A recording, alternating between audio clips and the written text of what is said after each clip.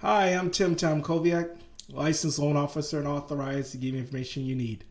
Thank you so much for watching. Congratulations, you have made it to part 2 of the first time home buyer. I really appreciate you watching. And on part 1, we talked about the why. So hopefully you wrote down why you want to buy and you got that squared away. Also, some homework for you. Write down some wants and needs. Let me know your wants and needs. And hopefully they're reasonable. I've seen some pretty funny wants and needs. But I told people, it's not my job to decide your wants and needs. It's my job to help you get financing for it. So that's my job. So let's get into part 2. So part 2, we're going to go right up here to the top. Let me share my screen here. Let me hit this button there. Perfect. So home buyer challenges. Number 1, what you want to do is you want to set a goal to owning a home. You want to make a decision on when do you want to become a home buyer, within the next 90 days, 6 months, or a year. It's very important to put a time frame because that's just going to help you. It's going to give you time to set a goal with your why, your wants and needs. It's also going to help you get a little bit of information, and it's going to help you overcome some challenges, and we'll go over those in a minute. And then you want to learn about the home buying process. That's right here, inform yourself. And you want the right team around you. Most likely you're going to need 2 people. You're going to need a lender like me and then a real estate agent. And usually if you find a lender, they can recommend a real estate agent or vice versa. You find a realtor, they'll recommend a lender for you. And like I said, I like this picture up here where it has, let me just see if I can zoom in on it. You see that here, goal setting, information, find a solution, achieve goals, support. And some of the challenges that first-time home buyers face is, number 1 is credit. Number 2 is income. Number 3 is asset and budget. And we're going to go into detail each of these. And I broke it down in steps for you. So step 1, just decide when you want to do this. Whether your lease is coming up, when do you want to do this? Do you want to do this in 6 months, a year? When do you want to pull the trigger on this? And after you determine that, then step 1 will be you want to check your credit. And there's a few sites I recommend where you can check your credit. The first one is Credit Karma. And I love Credit Karma. It's free, it gives you advice. And I'll put the links in the description below. So Credit Karma is a real good site. Just note that Credit Karma has a little bit higher credit score. There's different algorithms, and the way Credit Karma uses Vantage 3.0 and lenders use your FICO, but it's a good ballpark. And just subtract 20 or 30 points from your credit score when you see on Credit Karma. So if Credit Karma has you at 700, you're probably like a 680, which is good enough, but it just gives you that ballpark. A place also where you can get a free report will be Annual Free Credit Report.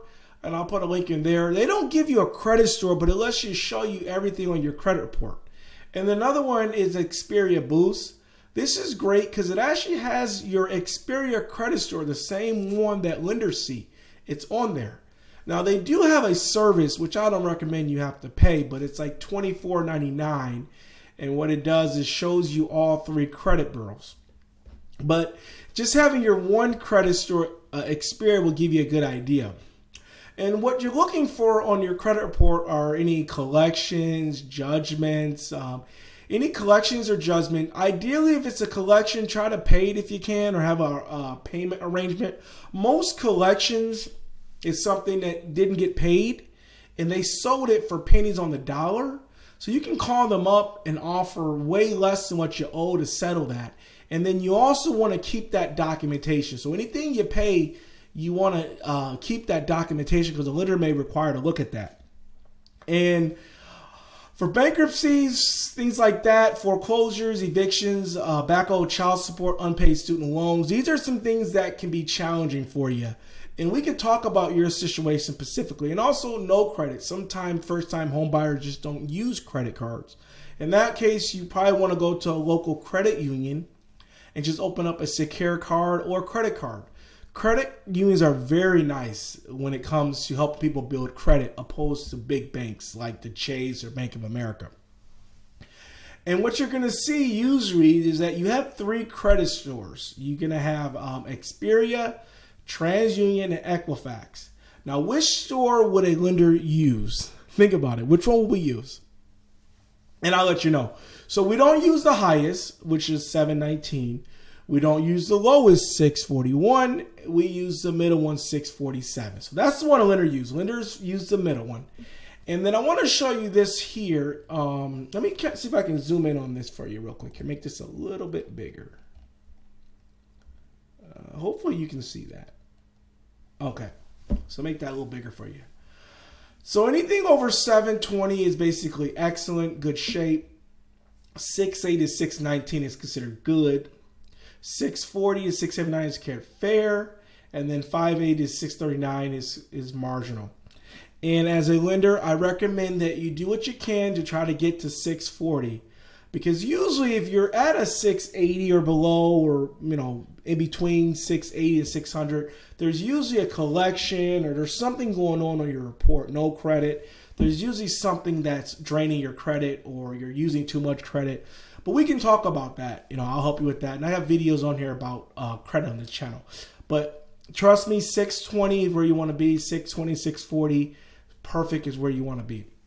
Let's move on to the next step here. I'm just going to go down here. And then we're going to talk about income here. So it's recommended that you have a 2-year of work history. Now, in some cases, 1 year minimum will do. Now, in those cases, if you are a stay-at-home mom or if you came out of college, there's some situations where 1 year, but generally you want 2 years of solid work history. You also want to know how you get paid, whether you're hourly, salary, self-employment, commission, bonus, overtime, and then variable income. So hourly, that's pretty straightforward. Hopefully you get just straight 40 hours or 32 hours. Salary is pretty easy. Self-employment can be a little challenging. You usually need 2 years of tax returns, 2 years of commission, 2 years of bonus, usually overtime 2 years. So these right here are usually called variable income because you really don't have a set schedule as a self-employment. You can work when you want. Commission is kind of what you sell. They want to average those out. So try to have at least 2 years of work history and then know how you get paid and you swear it away. So between credit income, those can be challenging. And let's talk about the third challenge first-time home buyers face. And that would be assets. So assets will be considered your down payment and your closing costs and then your taxes and insurance. So all money must be verified. What I mean by verified, we need to know where it came from. And if you have money, at home or under your bed, you want to put it in the bank and you want it in the bank for at least 2 months because a lender is going to require the last 2 bank statements. And if you make a deposit, they're going to want to know where that deposit came from. And if they can't verify that deposit, then they can't use that money. So that's something you run into too. And then what if you don't have 3% or you don't have money for your down payment? You could always get a gift from a family member. You can borrow from your 401k or retirement. You can save up. So if you know you're not buying until 6 months, you can save. And then just to reiterate, you can't use money under your bed because we can't verify that. And you can't borrow money, so things. And just give you an example of what you would need. Let's say you want to buy, for example, a $200,000 house. You're going to need about $14,000 to $18,000. Just depending on the area, the taxes and insurance and things like that. And there are some grants out there. So there's some down payment assistance and grants. And they range from anywhere from $7,500 to $10,000. So if you get a $7,500 grant and you're buying a $200,000 loan amount, you're still going to need a little bit of money to cover that difference. A lot of misperception with first-time home buyers is that they can just get a grant or they don't need any money for a down payment. You're going to need a little bit of money. And the way a lender wants it, they want you to have some skin in the game. They want you to put some money into that home to show that you have something to lose. That's just how they look at it. They want you to have some skin in the game. So let's go to the last step here. The last step is having a budget. You want to have a budget. A lot of times you can get qualified or pre-approved for higher than what you can afford. So you want to know ideally what the type of mortgage payment you want. A lot of people like to stick within that range. They're paying rent, a little more, a little less. And then you want to budget for electricity, water, food, credit card, transportation, savings. And I look out for my clients. I want to set you up for success. So you want to have a budget when buying a home. You want to know your expenses. So you not only want to check your credit. Let's go back up here to the list here. I'm going to just do a quick recap for you here. Okay, so step one, you want to check your credit. You want to look at your income, make sure you have money saved, and then your budget. So that's part 2 of this series or playlist. Let me know what you think, and thank you so much for watching. So check your credit, look at your income, see how much money you have saved, make sure you are saving, and then have a budget. If you have more questions, you're always welcome to drop me a comment, give me a like, or connect with me on some of my social media platforms, which are in the link below. Thanks so much. I'll see you next time.